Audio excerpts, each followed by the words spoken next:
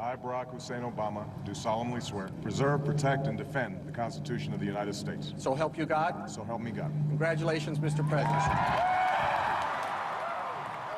It was an historic moment that was watched the world over. 100 days ago, Barack Obama was sworn in as America's 44th president and first ever African-American commander-in-chief.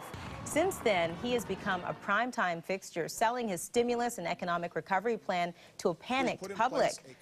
Obama also made his first international visit, a trip to Ottawa to meet with Prime Minister Stephen Harper and the Canadian crowds. For a look at his presidential performance, joining us from Washington is Solon Simmons, a political analyst and professor at George Mason University, and Brad O'Leary.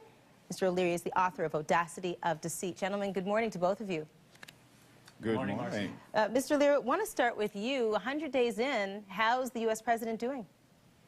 Well, I think the public relations polls have him still having an enormous impact on the American public, very positive. But the polls that are talking about the substance of what he's doing are running very negative. Which specifically, what things are we talking about? Which kind of polls?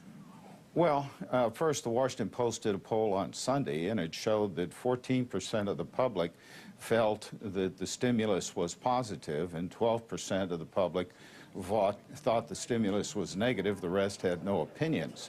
On cap and trade, a new Zogby poll just released showed that 57% of the public opposes it, and only 38% support it.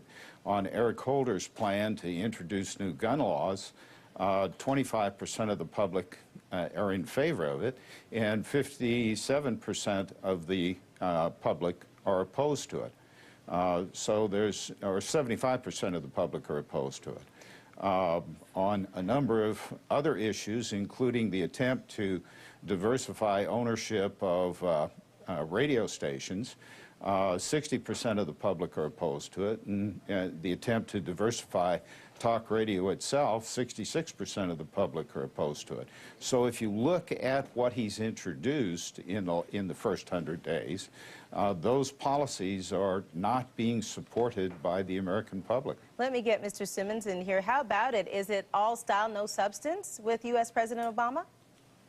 Well, I think our first Hawaiian president has demonstrated he knows how to surf the political waves. In the sense that he probably didn't come into this administration when he set out on this journey to have a great economic crisis. He knew he'd have a foreign policy presidency, but he wasn't sure that he would have an economic crisis of this magnitude to deal with. And so he's come in on this very powerfully, and he's been of tremendous consequence.